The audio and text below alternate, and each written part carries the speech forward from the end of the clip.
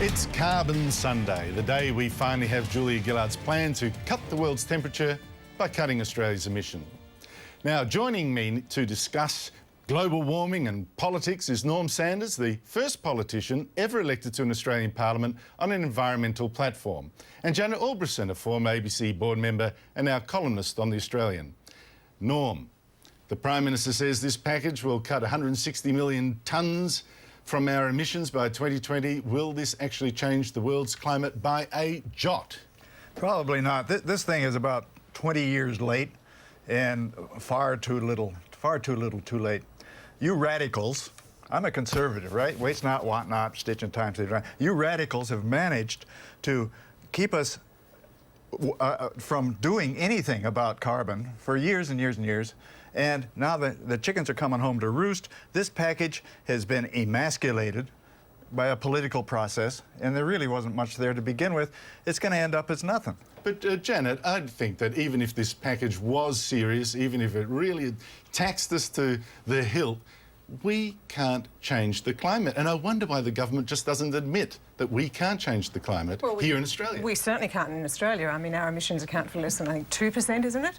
So nothing we can possibly do, even if we, as we, Bob Brown wants us to do, to shut down the entire coal industry, it will make no difference to global temperatures. So I think that's what I find most offensive about the carbon tax, the fakery behind it. The pure fakery. It's an insult to our reason. Well, it is. And you'll see the Greens talking the carbon tax up, saying it's going to have a huge effect. You'll have Julia Gillard trying to talk it down because she doesn't want to scare people away. So, you know, there is this real dilemma between the, what I call the coalition of Bob Brown and Julia Gillard. Yeah, but you're right, Norman, that this package has been watered away. I mean, I think it would have been useless whichever way it was designed, but it's a much smaller and a less ambitious thing than the Greens rejected when they were offered it by Kevin Rudd and a year ago. What's happened? Well, they really, look, they had a kind of an exalted opinion of their own power with the Rudd government, and they thought, yeah, we're going to demand all this stuff. Even what they were demanding wouldn't have been enough, frankly, but they sure should have gone with Rudd. And instead they didn't, and now we've got Gillard, who is, look, she's a plastic woman, you know? She looks like she came out of a cornflake packet. And she does nothing.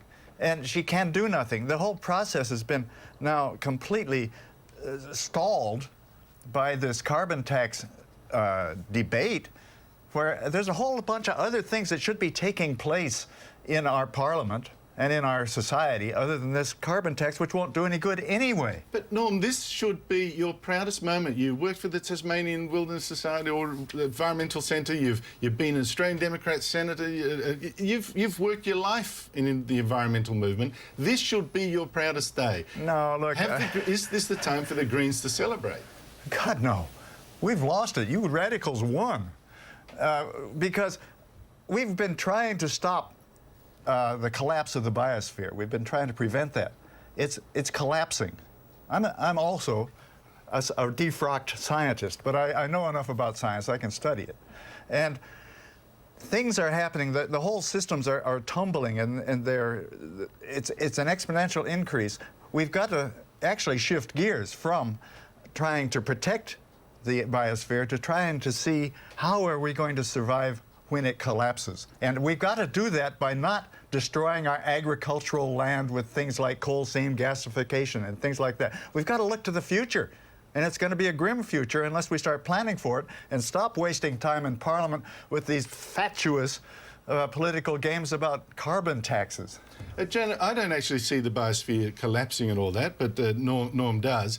But what makes me wonder is whether the Greens have actually sown the seeds of their own destruction. I think they're being seen now as too extreme, and that there will be a backlash, certainly from the Labor Party, which is actually threatened by the Greens' rise. I think you're absolutely right. I think Bob Brown has been able to present a very soothing face to the Green movement in Australia for a number of years, but the media has been largely complicit in that too by not applying enough scrutiny. So we are now, if there is a silver lining at all out of the last election result, it is that there is more scrutiny now on the Greens and Bob Brown.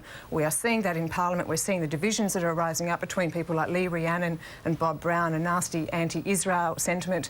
I mean, I think, you know, ultimately the Greens need to be treated by both sides of Parliament as one nation on tofu, if you like, right? They need to be sidelined. There's a lot in common with One Nation and the Greens, and they've undermined the whole environmental movement by being so radical. You know, there's a cloak of compromise, but underneath that cloak of compromise, there's a radical green hulk. True, Norm? Yeah, look, that's why I was never a Green. I was a Democrat. Democrats were... We weren't ideologues. Many of the Greens feel themselves more socialist, really, than environmentalist, as can be seen by their programs. Lee Rhiannon? Oh, Lee Rhiannon. When she gets in there, Bob is going to have to watch his back, because she has big designs on that position. So do other women, though, Norm. Well, there seem to be a number of women who, you know, might have to, who will be fighting it. Yeah, fighting it out. But I think for the leadership. She's tougher than any of them. She's changed her image now, you know. But she used to look like that woman in the Addams Family, you know, really severe. And now she's going to Twin Set and Pearls. But she's still got a focus of leadership. She wants to be the leader, and she has a social program. She's not an environmentalist at all. She has a social program, and she is pushing, for lack of a better word, socialism. But, you know, socialism by itself has been more destructive to the environment than capitalism ever was. So I don't think these two things can actually meld. Janet, do you think, I'm suspecting that this carbon dioxide tax, this moment of the Greens' greatest triumph, will destroy the Labor Party the next election. It could also destroy the Greens too, I'm thinking, in the longer term. I think you're right. I think certainly Julia Gillard will not survive this tax. You don't think she'll sell it? No, I don't. This is the Bob Brown tax. I mean, remember, had she won the last election outright, we would not be talking about a carbon tax today. So this is the Bob Brown tax. The Renewable Energy Agency is the Christine Milne Renewable Energy Agency. How did she get? Right? How did Christine Milne get to announce before this package on the Friday, a government program? She's not even a member of the government program, involving the spending of $3.2 billion.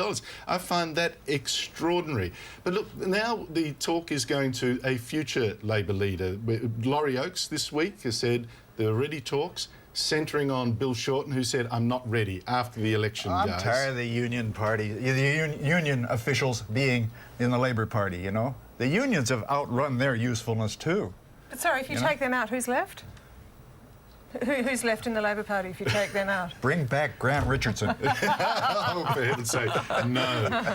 But can I, before we go, I'd like to have a look at, the Labor Party is increasingly trying to personalise it, looking at Tony Abbott. And they've released an ad, a new attack ad, focusing on him being essentially negative, only saying no, only saying no. There's one thing about this ad that I thought was really off.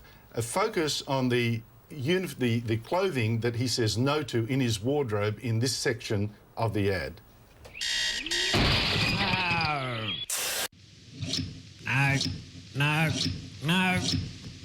No. Janet, what's that about? Well, you know, it's not going to do much for Julia Gillard's credentials trying to get the Christian vote back. I think we, again, see a lot of her hypocrisy.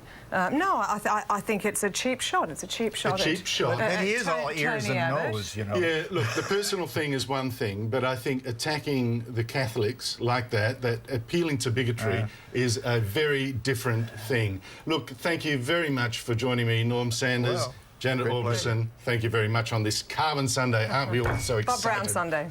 Bob Brown Sunday. Coming up, we name our Hypocrite of the Week and why so much protest theatre just doesn't work.